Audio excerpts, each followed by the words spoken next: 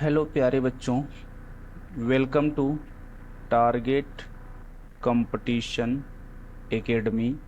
इस सीरीज में हम लोग कवर कर रहे हैं एनसीईआरटी क्लास 10th का मैथ्स, और वो भी किस माध्यम में? हिंदी माध्यम में कवर कर रहे हैं। आज का हमारा ये तीसरा क्लास है एनसीईआरटी का, ठीक ना। क्लास 3 है और इस क्लास में हम लोग आज दूसरे चैप्टर की तरफ चलेंगे। दूसरा चैप्टर हमारा होगा प्रश्नावली। प्रश्नावली कौन सी? प्रश्नावली 1.2। 1.2 इसके पिछले वीडियो में हम लोग पढ़ चुके हैं। प्रश्नावली 1.1 डिटेल्स में पढ़ चुके हैं, ठीक ना। आइए इस प्रश्नावली को शुरू किया जाए। तो आज का हमारा टॉपिक एक है कि अंकगणित की आधारभूत प्रमेय क्या है, इसके बारे में हमको जानना है। देखिए, कहने का मतलब ये है कि संख्याएं एक तो होती है भाज्य संख्या और एक होती है अभाज्य संख्या। भाज्य का मतलब ऐसी संख्याएं जो विभाजित हो रही हैं, और अभाज्य का मतलब ऐसी संख्याएं जो केवल एक से और अपने आप से विभाजित होती है, उसे कहते हैं अभाज्य संख्या। और भाज्य का मतलब ऐसी संख्याएं जो एक से, अपने आप से और किसी अन्य नंबर से भी विभाजित होती हैं, तो उसे भाज्य कहा जाता है। अब एक बेसिक प्रमेय है, और ये बेसिक प्रमेय ये कहती है कि कोई भी भाज्य संख्या है, कोई भी भाज्य संख्या मतलब कि प्रत्येक भाज्य संख्या को अभाज्य गुणनखंडों के एक गुणनफल के रूप में व्यक्त या गुणनखंडित किया जा सकता है, तथा यह गुणनखंड अभाज्य गुणनखंडों के आने वाले क्रम के बिना अद्वितीय यानी यूनिक वे होता है। जैसे कि एक भाज्य संख्या है 210। 210 हमने इसका अभाज्य गुणनखंड किया, तो पहले 2 से काटेंगे तो 2 एकम 2, 0 उतर जाएगा, 2 पचे 10। फिर 3 से काटेंगे तो 3 तिरिका 9 और 3 पचे 15। फिर 5 से काटेंगे तो 5 सत्ते 35 और 7 से काटेंगे तो 1 मिलेगा। इसका मतलब 210 का अभाज्य गुणनखंड हो गया 2 गुणे 3 गुणे 5 गुणे 7। अब चाहे किसी भी इसको काट लिया जाए, इसका अभाज्य गुणनखंड यही होने वाला है। या इसको ऐसे भी लिख सकते हैं 3 गुणे 2 गुणे 5 गुणे 7, या आप पहले 7 से काटिए तब भी यही आपका रिजल्ट आएगा, ठीक ना। मतलब अगर आप इसका क्रम बदल दें या इसको छोटे से बड़े अभाज्य संख्या की तरफ लिखें, तो इसका क्रम अद्वितीय यानी यूनिक वे होता है। इसका मतलब कि जो भी भाज्य संख्या है, कोई भी भाज्य संख्या है, उसको अभाज्य गुणनखंडों के रूप में लिखा जा सकता है। और अभाज्य संख्याएं कौन कौन सी होती हैं? 2, 3, 5, 7, 11, 13, 17, 19, 23, ऐसे बहुत सारी अभाज्य संख्याएं हैं। तो कहने का मतलब कोई भी भाज्य संख्या है, इसको आप अभाज्य गुणनखंडों के रूप में लिख सकते हैं।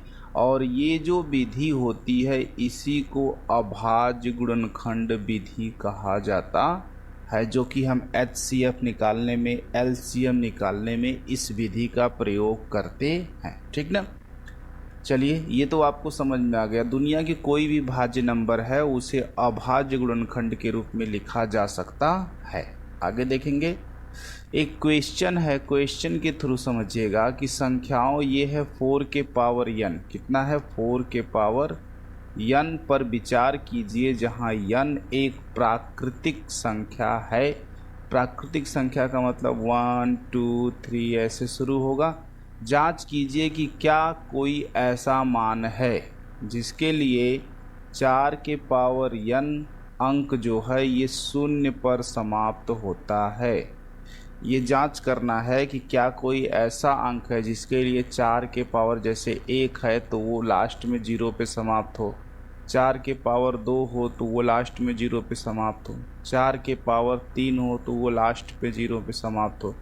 ऐसा कोई नंबर आपको खोजना है कि क्या कोई ऐसा नंबर है जिसके लिए 4 के पावर n का अंक 0 पर समाप्त होता है, ये करना है आपको। चलिए इस क्वेश्चन को लगाने की कोशिश करते हैं, कैसे हम इसको जांच करके बताएंगे। बहुत ही सिंपल तरीका होता, थोड़ा सा आप लॉजिकली सोच लेंगे तो आप लगा लेंगे, ठीक ना।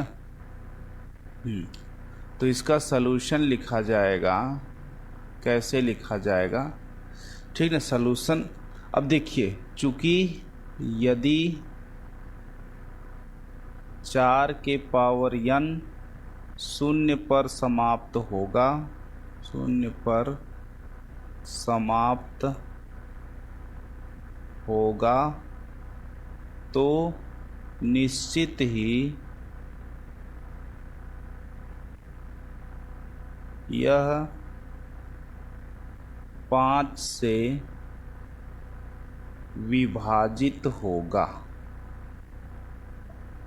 अब आपको यही समझना है, अगर मान लो कोई भी अंक जैसे कि 70 है या 350 है, 460 है, जिसके लास्ट में 0 आता है, तो वो संख्या 5 से विभाजित होती है। इसका मतलब कि उसके गुणनखंड में 5 आएगा, ठीक ना।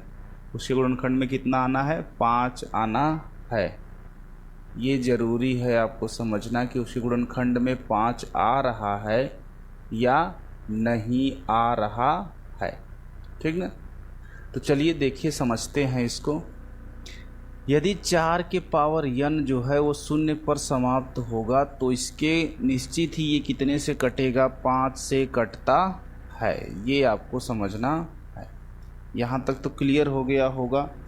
परंतु यदि देखा जाए, परंतु 4 के पावर n बराबर लिख सकते हैं 2 गुणे 2, और इसके पावर n कर सकते हैं, और इसको लिख सकते हैं 2 के पावर 2 और पूरे के पावर n।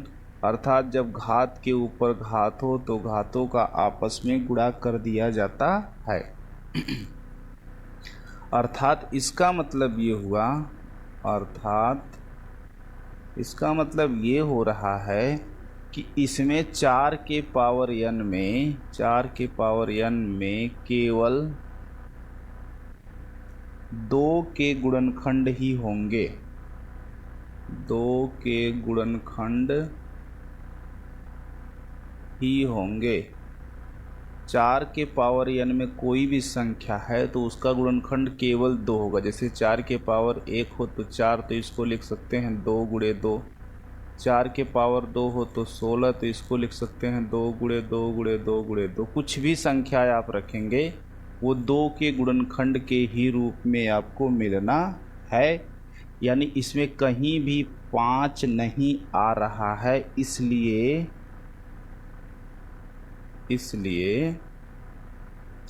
ऐसी कोई संख्या नहीं होगी, ऐसी कोई संख्या नहीं है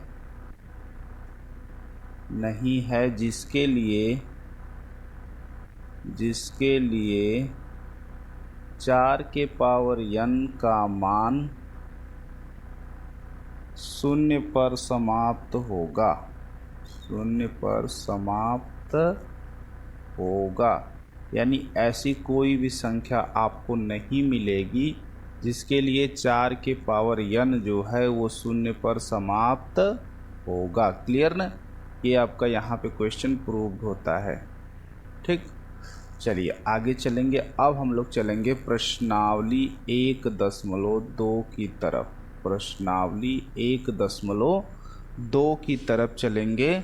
और यहाँ पे क्वेश्चन है कि निम्नलिखित संख्याओं को अभाज्य गुणनखंडों के गुणनफल के रूप में व्यक्त कीजिए। जो संख्या दी गई है, यानी पहला है आपका 140, इसको अभाज्य गुणनखंडों के रूप में व्यक्त करना है।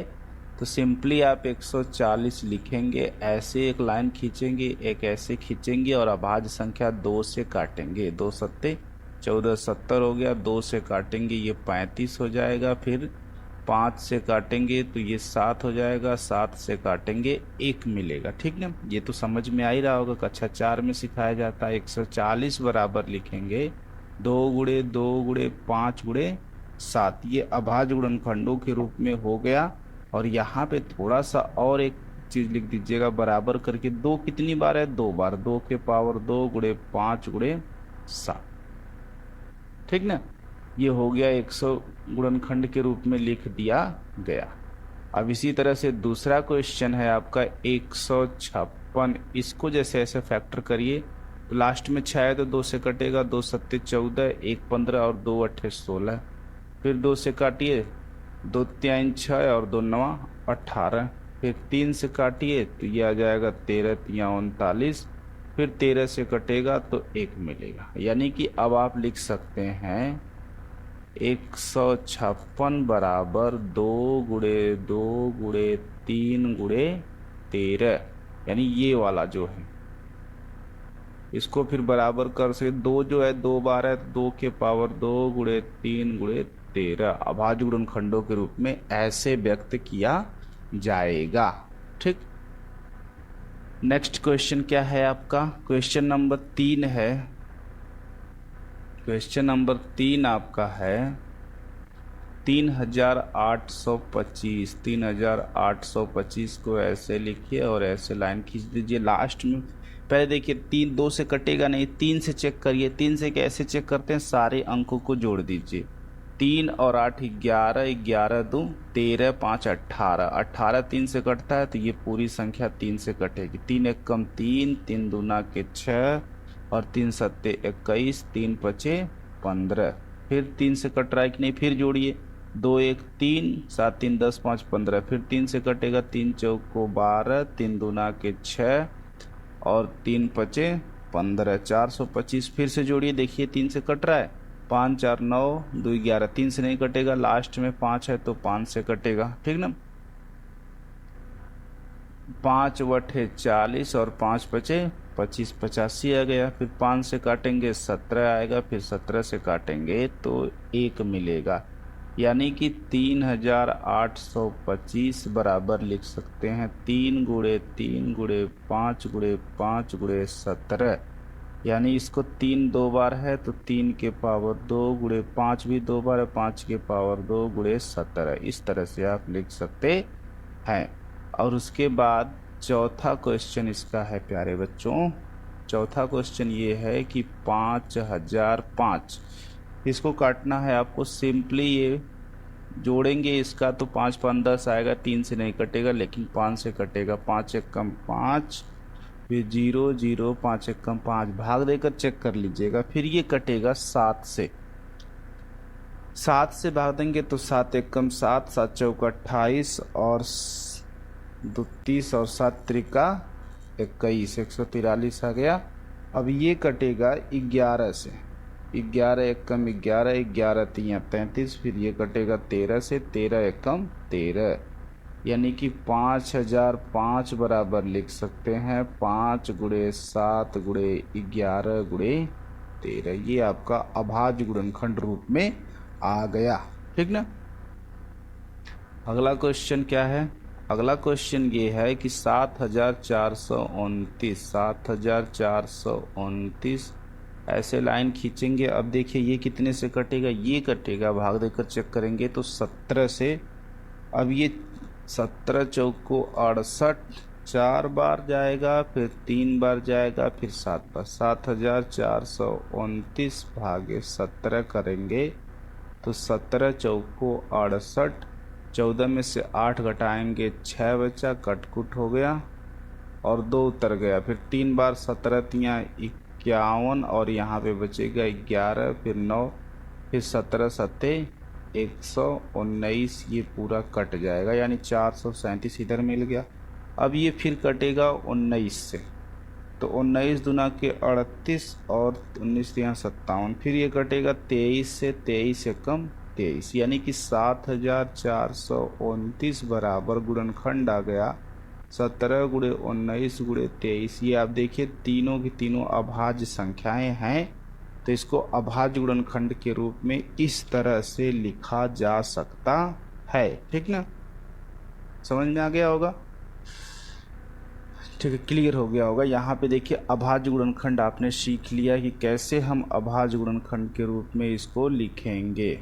ठीक, अब आ जाइए अगले क्वेश्चन की तरफ। अगला क्वेश्चन यानी क्वेश्चन नंबर 2 है आपका कि पूर्णांकों के निम्नलिखित युग्मों के HCF और LCM का मान ज्ञात कीजिए तथा इसकी जांच कीजिए कि दो संख्याओं का गुणनफल बराबर होता है HCF गुणे LCM। ठीक ना, तो से पहले तो आपको इसका HCF निकालना है, फिर LCM निकालना है, फिर एक फार्मूला लगा के इसकी जांच करनी है। तो पहला क्वेश्चन ये रहा, सॉल्यूशन कैसे इसका लिखेंगे ये समझिएगा, कैसे इसको सॉल्व किया जाएगा। तो पहले 26 और 91 का आप अभाज्य गुणनखंड करिए। 26 का कहीं अलग से कर लीजिएगा, ऐसे 26 को करेंगे तो 2 से कटेगा 13 आएगा, 13 से कटेगा 1 आएगा, तो इसका हो गया 2 गुणे 13। फिर 91 का करेंगे तो 2 से कटेगा नहीं 91, ये 7 से कटेगा, 13 सते 91 यानी 13 से फिर कटेगा 1 आएगा, यानी कि 7 गुणे 13 आ गया। ठीक ना, अब इसका HCF लिखना है, HCF लिखना है और दूसरा लिखना है LCM। दोनों में अंतर समझिएगा, जो दोनों में कॉमन मिल रहा है उसको ले लेंगे उसमें से एक, यानी HCF हो गया 13 और LCM में जो जो बच रहा है 2 बचा, 7 बचा और जो कॉमन हो रहा है उसमें से एक, यानी कि HCF हो गया आपका 13 सते 91, 91 दूना 182 हो गया HCF। ठीक ना, यहाँ तक क्लियर हो गया होगा। अब ये तो LCM HCF दोनों निकल गया, अब इसकी जांच करनी है, तो ज़रा जांच कर लेते हैं कैसे जांच किया जाएगा। जांच कैसे करेंगे, फार्मूला लगाएंगे, चूँकि दो संख्याओं का गुणनफल बराबर क्या होता है HCF गुणे LCM। तो दोनों संख्या को जरा लिख लीजिए, पहली संख्या है 26, दूसरी संख्या 91 बराबर HCF कितना आया 13, LCM कितना आया 182। जरा 26 और 91 का गुणा करेंगे तो यह आएगा 2366 और इधर भी गुणा करेंगे तो 2366। इसका मतलब सही है, आप लिखेंगे सही है, जो हमारा प्रोसेस है वो बिल्कुल सही है। ठीक ना, या इसको ऐसे लिख सकते हैं, प्रक्रिया सही है। जांच हो गई। क्वेश्चन नंबर 2 का पहला हो गया, इसका LCM HCF निकाल लिया गया और इसकी जांच भी कर ली गई है। अब आगे चलेंगे इसके क्वेश्चन नंबर 2 की तरफ। क्वेश्चन नंबर 2 ये कह रहा है कि 510 पहली संख्या है और 92 दूसरी संख्या है। दोनों संख्याओं का आपको निकालना है, पहले HCF फिर निकालना है LCM। दोनों निकालने के बाद फार्मूले की जांच भी करना है। तो पहले 510 का जरा फैक्टर बनाइए, 2 से काटेंगे, 2 दूना के 4, 2 पच्चे 10 और फिर क्या आएगा 2 पच्चे 10, 255 आ गया। जरा देखिए 3 से कटता है, 5 5 10 2 12, जोड़ने 12 आ रहा है, 3 से भी कटेगा, 3 बटे 24 और 3 पचे 15। फिर अब ये 5 से कटेगा, 17 पचे 85 और फिर ये कटेगा 17 से, 17 एकम 17।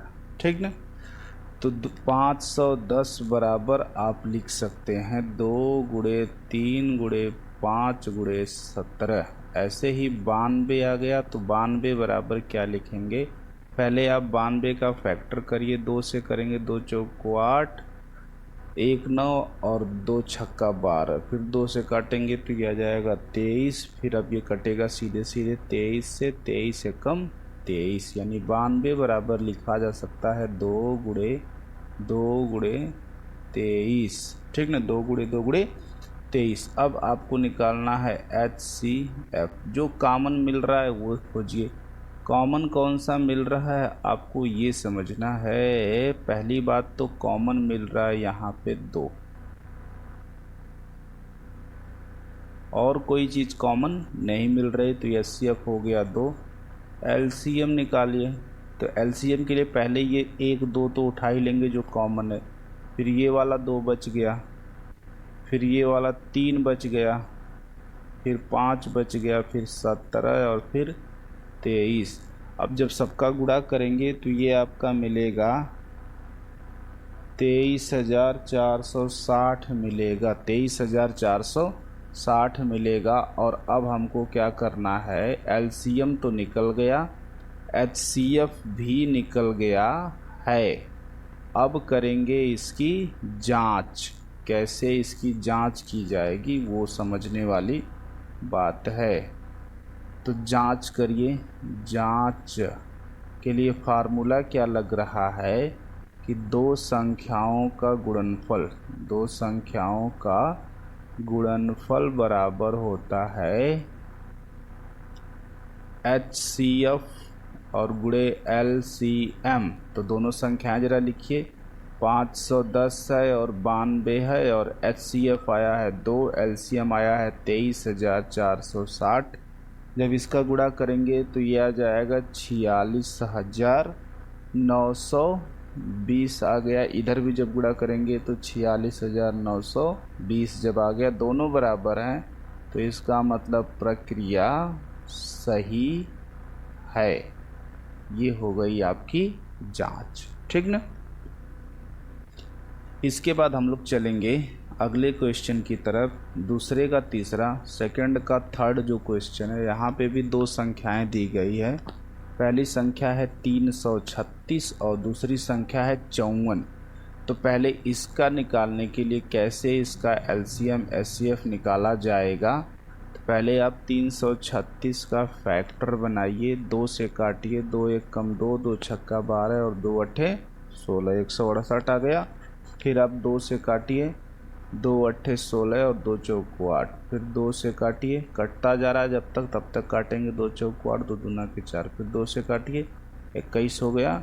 फिर ये 21 3 से कटता है, 3 सत्ते 21। फिर ये 7 से काट दीजिए, 7 एकम 7, यानी कि 336 बराबर लिखा जा सकता है 2 गुणे 2 गुणे 2 गुणे 2, 4 बार 2 है और 3 है और 7 है, गुणे 3 गुणे 7। सही है, ठीक ना। उसके बाद जरा 54 को तोड़िए। 54 का LCM करेंगे तो 2 से कटेगा 27 आ जाएगा, फिर 3 से कटेगा 9 आएगा, फिर 3 से कटेगा 3 आएगा, 3 से कटेगा 1 आएगा, यानी कि 54 का मिल गया 2 गुणे 3 गुणे 3 गुणे 3। यही हुआ ना। अब आपको लिखना है इसका HCF और लिखना है LCM। तो सिंपल प्रोसेस होता है, पहले जो पेयर बनते हैं जो कॉमन है उसको आप निकाल लीजिए। 1 2 यहाँ से कॉमन हो गया, फिर उसके बाद इधर 2 है लेकिन नीचे कहीं 2 नहीं है, 1 3 भी कॉमन मिल रहा है, ये 3 हो गया कॉमन, तो HCF हो गया 6। HCF कितना आया आपका, 6 आ गया है। LCM निकालिए। अब ये जो जोड़ा बना है इसमें से 1 2 निकल गया, अभी कितना 2 बच गया, 3, और इनको लिखिए। 3 का जो जोड़ा बना है, सॉरी यहाँ पे 2 है, 3 का जो जोड़ा बना है 3 है, और बचा हुआ जो 3 है 2 बार और है, 3 गुणे 3 और फिर 7, ठीक ना। यानी कि 4 बार 2 है, 3 बार 3 है और फिर 7 है। इन सब का गुणा करेंगे तो ये मिलेगा 16 गुणे 3 त्रिक 9, 27 गुणे 7। जब गुणा करेंगे तो ये आ गया 3024, यानी कि LCM आपका आ गया 3024। क्लियर ना। अब आपको इसकी जांच करनी है, तो जांच किस रूप में आप करेंगे वो समझने वाली बात है। जांच का तो प्रोसेस आपको बता ही दिया गया है कि जांच तो आप अपने से लिख सकते हैं इसकी। चलिए जांच कैसे करेंगे। फार्मूला लगाएंगे, दो संख्याओं का गुणनफल बराबर होता है HCF गुणे LCM होता है, ठीक ना। दो संख्याएं कौन कौन सी हैं, 336 गुणे दूसरी संख्या है 54। HCF आपका आया है 6 और LCM आया है 3024। जब इन दोनों का गुणा करेंगे तो ये आ जाएगा 18,144 और इधर भी आएगा 18,144। दोनों जब बराबर आएंगे तो आप लिखेंगे प्रक्रिया सही है, प्रक्रिया सही है। इसका मतलब कि क्वेश्चन नंबर 2 का जो तीनों पार्ट था वो हमने कवर कर लिया है, ठीक ना। समझ में आ गया होगा आपको। बहुत ही आसान से प्रोसेस इसके हैं। कैसे सवाल लगेगा, एकदम सिंपल तरीके में आप इसको लगा सकते हैं। समझ में आ रहा है। चलिए यहाँ तक तो हो गया दूसरा का तीसरा। अब इसके बाद जो बचा हुआ सेक्शन हमारा है, यानी कि जो इसका ये तीसरा क्वेश्चन बचा है, चौथा बचा है, ये सारे जो क्वेश्चन बच रहे हैं इन सारे क्वेश्चन को अगली क्लास में बताया जाएगा, क्योंकि अभी वीडियो जो है काफ़ी बड़ी हो जाएगी। मैं सोचता हूँ एक क्लास मैक्सिमम 30 मिनट की ही हो आपकी, ठीक ना। चलिए तो एक यहाँ तक मेरे ख्याल से आप अच्छे से समझ गए होंगे। समझ गए हैं तो वीडियो को देखते रहिए। आप अपना नोट्स प्रॉपर तैयार करते रहिएगा कि नोट्स कैसे बनेगा, इसको तैयार करते रहिएगा, ठीक ना। जब आप नोट्स बना लेंगे तो आप देखेंगे कि एक कंप्लीट नोट्स आपके पास है और आप जब चाहें तब उसका रिवीजन कर सकते हैं। वीडियो अगर पसंद आया हो तो लाइक करिएगा, चैनल को सब्सक्राइब करिएगा और बेल आइकन को भी प्रेस करिएगा ताकि आने वाली वीडियो का नोटिफिकेशन आपको मिलता रहे। पढ़ाई करते रहिएगा। मिलेंगे अगले क्लास में, ठीक है।